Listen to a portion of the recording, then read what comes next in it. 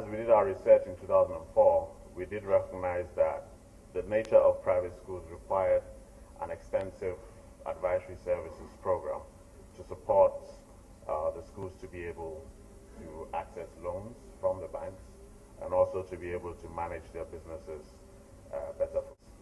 So we do not consider ourselves as education experts, and so we went out there and found people in the market who were delivering these services, arranged and agreed with them specific fees that would be charged to schools, agreed with the schools what amounts they could pay, what amounts IFC could pay, and I think so far we've accessed, or basically we've helped about 52 schools in Ghana, of which 25 or 26 have accessed financing. Now, we moved out of Ghana. We didn't move out of Ghana. We expanded the program outside of Ghana into Kenya in 2007, and Jane is managing the Kenya program. We've also moved into Rwanda. In Rwanda, we have a financing facility leveraging about $12 million, of which, as of now, about $7 to $8 million has been lent out to schools in Rwanda, alongside our advisory services program in the same vein. Jen will talk a bit more about the advisory services components that we provide.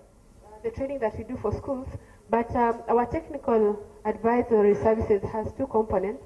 We do training that's specifically aimed at the schools, as well as training for banks. So I'll first talk about the banks that we work with. We realize that most banks, financial institutions, are averse to working with schools, and a lot of them don't have a lot of experience in working with schools. So in order for them to give loans to school, they need some technical assistance to be able to understand the sector and the needs of the private schools as they vary from the other sectors. Because when you're evaluating a loan application from a school, it's not the same as a manufacturing agency. So it needs to be really specific.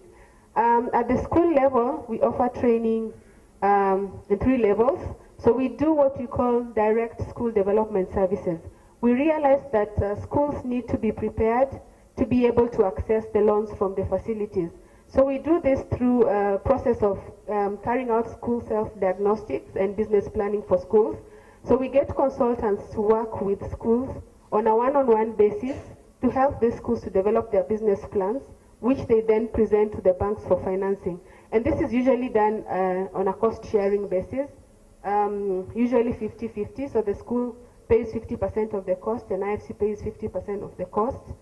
And then also, if schools require, when we carry out the self-diagnostics for each school, if they require integrated management information systems, we help them identify consultants who help them put that in place. Same for accounting and finance management packages, corporate governance, and human resource. Then we also carry out sector-wide workshops. These target all the schools in the market, all the private schools in the market.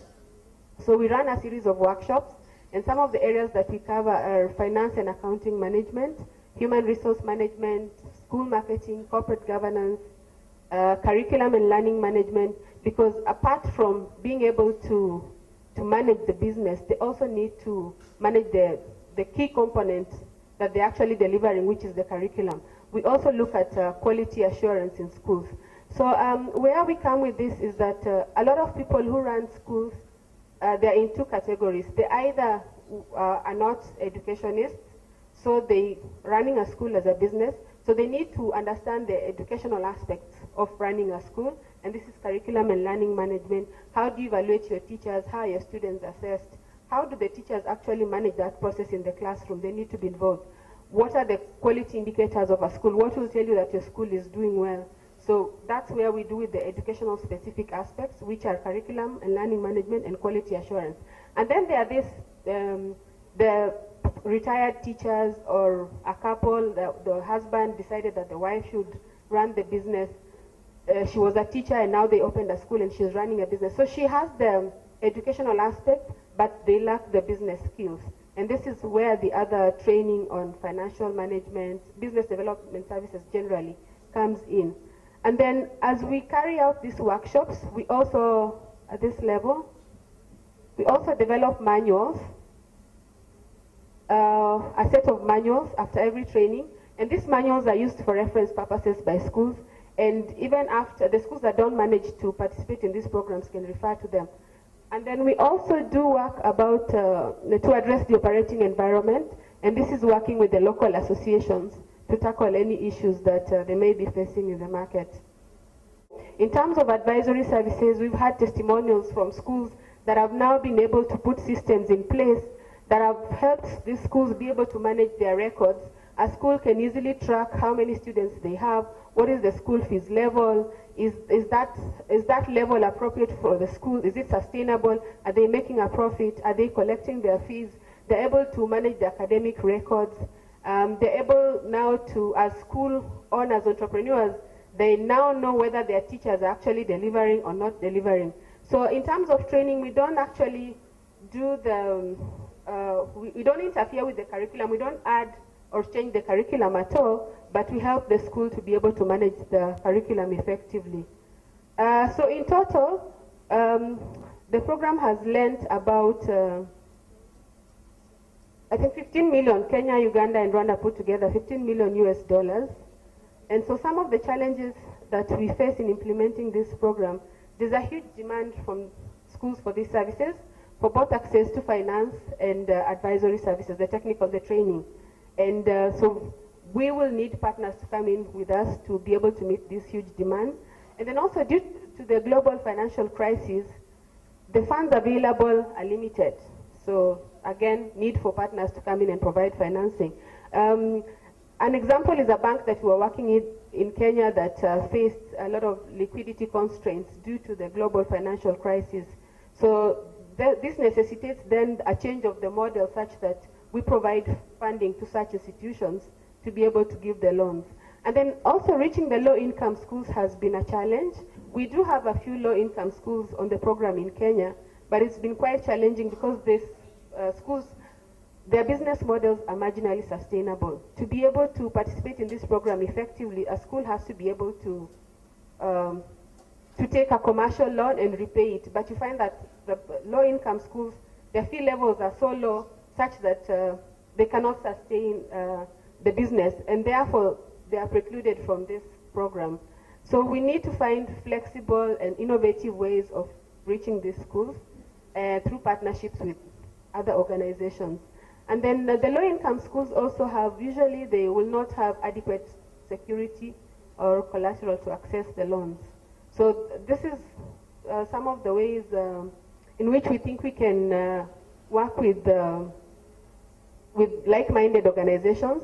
We're looking for partnerships in risk sharing.